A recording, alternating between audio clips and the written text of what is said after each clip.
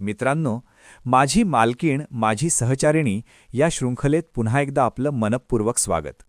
मागच्या 2 भागात आपण पाहिलंय की मला ती कशी भेटली आणि मला तिने कसं कुठल्या कामावर ठेवलं. आत्ता आम्ही तिने सांगितल्याप्रमाणे एकत्र शॉपिंग आणि फिरायला जाणार आहोत. आऊट हाऊसमध्ये मी माझ्या मालकिणीची अर्थात रेवतीची वाट बघत पेपर चाळत बसलो होतो. इतक्यात सविता आली. तिने हसून माझं अभिनंदन केलं आणि कामासाठी शुभेच्छाही दिल्या.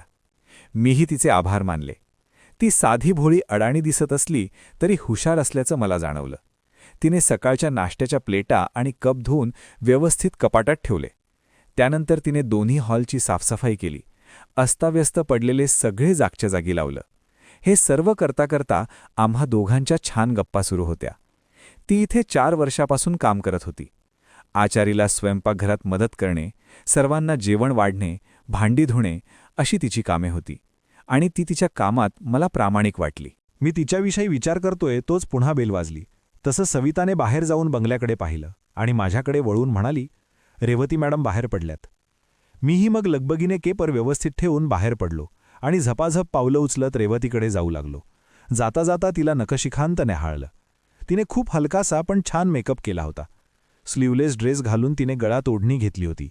केसात फक्त एक पिन अडकवून केस मानेवर मोकळे सोडले होते. ओठावर हलकीशी लिपस्टिक, ज्यामुळे तिचे नाजूक ओठ आणखीनच मादक दिसत होते.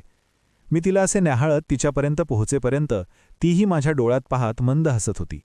जवळ जाताच तिने कारची चावी माझ्या हाती दिली आणि बघून झालं असेल तर चला एवढंच म्हणाली. पण मी तिच्या थेट बोलण्याने थोडा वरमलो आणि मान खाली घालून थोड्या नाराजीने चला म्हणत कारकडे चालू लागलो. अनलॉक करताच ती पुढच्या सीटवर बसली. मीही आत बसून गाडी स्टार्ट केली आणि गेटकडे वळवताना वॉचमॅनने उठून गेट उघडले. बाहेर पडताना तो माझ्याकडे उत्सुकतेने बघत होता. बाहेर पडताच मी विचारले, कुणीकडे घेऊ? ती म्हणाली, डेक्कन कॉर्नर. मी म्हणालो, पण मॅडम मला पुण्यातलं काहीच माहीत नाही. ती हसत म्हणाली, माहितीये मला, चल मी सांगते. मग मी थोडा निवळलो. ती सांगेल तशी वळणे घेत स्टेशनच्या बाजूने COEP कॉलेज समोरून वळताना संचेती हॉस्पिटल दिसलं. कुठेतरी ऐकलेलं वाचलेलं आठवून मी त्या टोलेजंग इमारतीकडे कौतुकानं बघत होतो. तेव्हा तिने विचारलं, पुण्यात एकदाही आला नव्हतास का यापूर्वी? मी नकारार्थी मान डोलावली.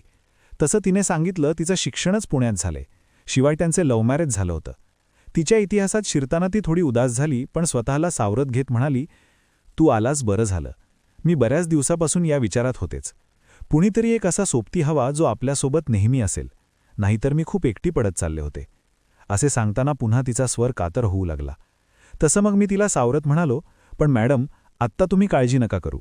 मी कायम असेन तुमच्यासोबत. माझ्या या वाक्याने तिने माझ्या डोळ्यात खोलवर शिरण्याचा प्रयत्न केला. मी मात्र नजर रस्त्यावर स्थिर ठेवत विचारलं, माझीच निवड करण्यामागचं कारण काय पण? माझ्या या प्रश्नावर मात्र तिने एक दीर्घ श्वास घेतला आणि बोलू लागली. रात्री तू ट्रेनमध्ये आलास, माझ्या समोर बसलास, तेव्हाच मनात हा विचार आला होता. आपण ज्याच्या शोधात आहोत तो किमान असा असावा. म्हणूनच मी तुझ्याविषयी सगळं जाणून घेत होते आणि तूही पुढचं काहीच जाणून न घेता प्रामाणिकपणे सगळं सांगत राहिलास.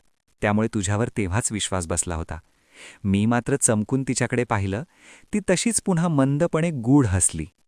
तेवढ्यात आम्ही डेक्कन कॉर्नरला पोहोचलो होतो. तिने कार कर्वे रोडवर घ्यायला सांगितली. पुढे एका कपड्याच्या शोरूममध्ये गेलो. तिथल्या मॅनेजरने तिचं उत्साही स्वागत केलं. स्टाफने देखील ओळखीचं स्मित केलं. यावरून ती तिथं नेहमी येत असावी. तिने समोर आलेल्या एका सेल्समनला माझ्यासाठी रेडीमेड ड्रेस दाखवण्यास सांगितलं. मला क्षणभर काही सुचेनासं झालं. मी चाचरत म्हणालो, मॅडम माझ्यासाठी कपडे कशाला? तिने फक्त बोटाने इशारा करून मला चूप बसवलं. मला तिथं काहीच बोलता आलं नाही. सेल्समनने माझी साईज तपासली आणि तिनेच तिच्या चॉईसने 4 वेगवेगळ्या प्रकारचे ड्रेस घेतले. 2 टी-शर्ट आणि 2 ट्रॅकसूट देखील. मला एका बाजूला हे काय चाललंय माझ्या आयुष्यात याचे आश्चर्य आणि दुसऱ्या बाजूला आयुष्यात पहिल्यांदा ब्रँडेड कपडे घालणार याचा आनंदही होत होता. सगळं पॅक करून गाडीकडे जाताना मी पुन्हा म्हणालो, मॅडम इतकं काय हे, तेही पहिल्या दिवशी? मला काहीच कळत नाहीये. आणि हे तुम्ही घरात कसं मॅनेज करणार? यावर तिने हसतच कारमध्ये मागच्या सीटवर पर्स टाकत असताना मी कपड्याच्या बॅग देखील टाकल्या आणि आम्ही दोघे पुढच्या सीटवर बसलो. पण कार स्टार्ट न करता मी फक्त प्रश्नार्थक नजरेने तिच्याकडे पाहू लागलो. माझा डावा हात गिअरच्या दांड्यावर होता. त्यावर तिने तिचा उजवा हात ठेवत माझा हात घट्ट दाबून ठेवला आणि माझ्या नजरेत खोलवर बघत तिने विचारलं, तुला अजून कळत नाही? मी गोंधळून फक्त नकारार्थी मान हलवली. तसं तिने माझा हात उचलून आपल्या मांडीवर तिच्या दोन्ही हातात धरून ठेवला आणि माझी नजर चुकवत म्हणाली, मलाही कसं सांगू कळत नाहीये, पण मला आत्ता माझं आयुष्य जगावंसं वाटतंय, स्वतःचं. त्यात मला तुझी सोबत हवी आहे. मीही थोडा गंभीर होऊन तिला विचारलं, माझी सोबत म्हणजे नेमकी काय? कशी? कामासाठीच तर घेतलंय ना मला सोबत. मग हे सगळं काय? तेवढ्यात तिनं तिच्या हातातला माझा हात वर उचलत तिच्या ओठाजवळ नेला आणि तिनं माझ्या हातावर तिचे ओठ ठेवले. मी शॉक लागल्यासारखं हात मागे ओढून घेणार इतक्यात माझ्या हातावर तिच्या अश्रूचा एक थेंब पडला. तसा मी स्तब्ध झालो आणि तिचा मात्र बांध फुटला. ती हसमुसून रडू लागली, हुंदके देऊ लागली. मला त्या अवस्थेत नेमकं मी काय करावं हेच सुचेना. शेवटी मी तिच्या हातातला माझा हात काढून घेऊन तिच्या डोक्यावरून हळूवार फिरवत म्हणालो, मॅडम, प्लीज शांत व्हा. मी आहे ना. सांगा काय झालंय. मी तुमच्यासाठी काहीही करतो. यानंतरही तिला काही काळ तिचे हुंदके आवरता आले नाहीत. मी तिला समोरच्या डॅशबोर्डवरच्या बॉक्समधील टिश्यू पेपर दिला. तिने डोळे पुसले, चेहरा साफ केला आणि पुन्हा माझ्याकडे बघत हलकेच हसण्याचा प्रयत्न केला. मला तिची अवस्था बघून आतून कलबलून आलं. अगदी राजघराण्यासारख्या वैभवातील ही राणी पण असा कसला शाप घेऊन जगतीये. आपण हिच्या आनंदासाठी सुखासाठी काहीही करावं ही भावना माझ्या मनात प्रबळ झाली.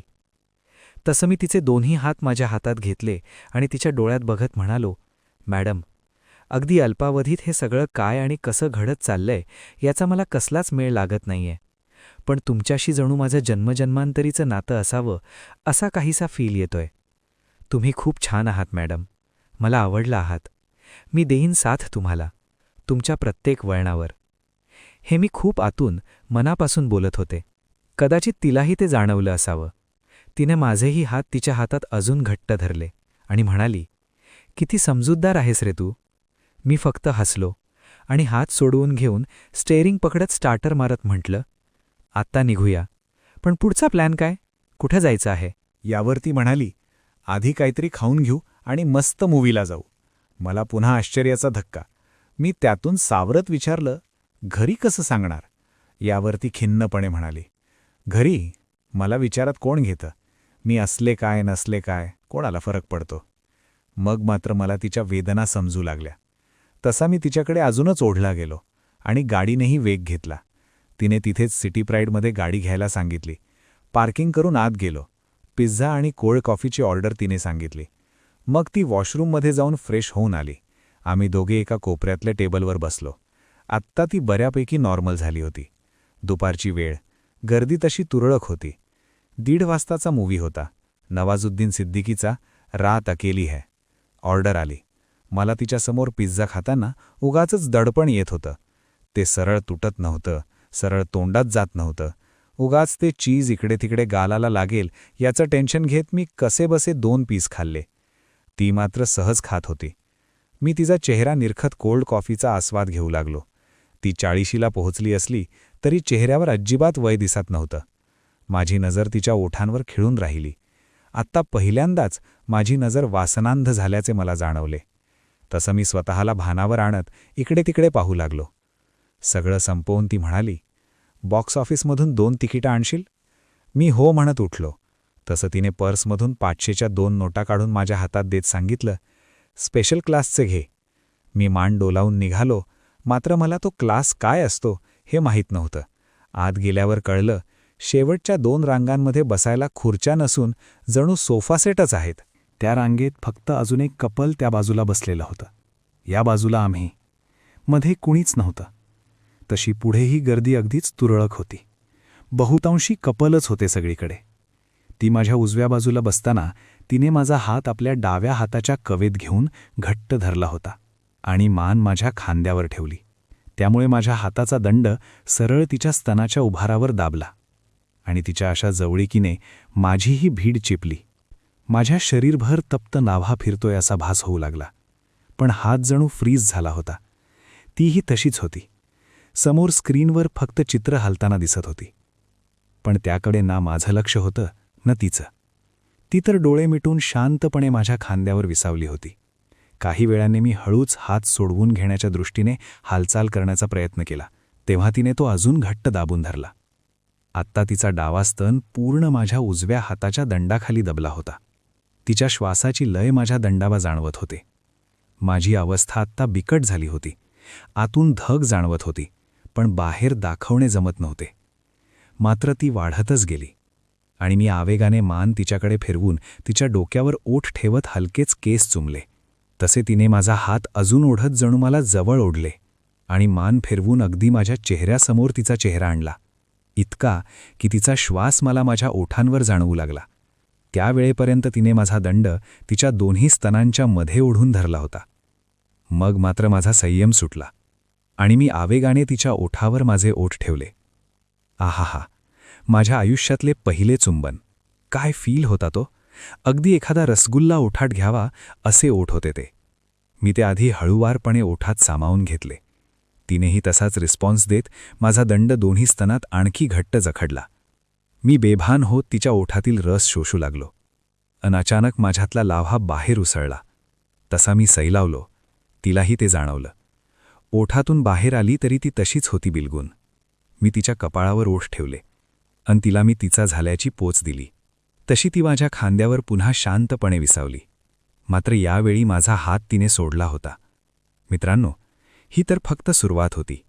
नियतीने या सुखाचे दान किती भरभरून माझ्या पदरात टाकले होते हे ऐकाल तर तुम्हाला माझ्या नशिबाचा नक्कीच हेवा वाटेल. मी तर तुम्हाला सगळं सांगायला अनावर आहे. तसेच तुम्हीही ते ऐकायला अनावर असाल तर आमचे यूट्यूब चॅनल तुम्ही नक्की सबस्क्राईब करा आणि माझ्या पहिल्या चुंबनासाठी एक लाईकही करा.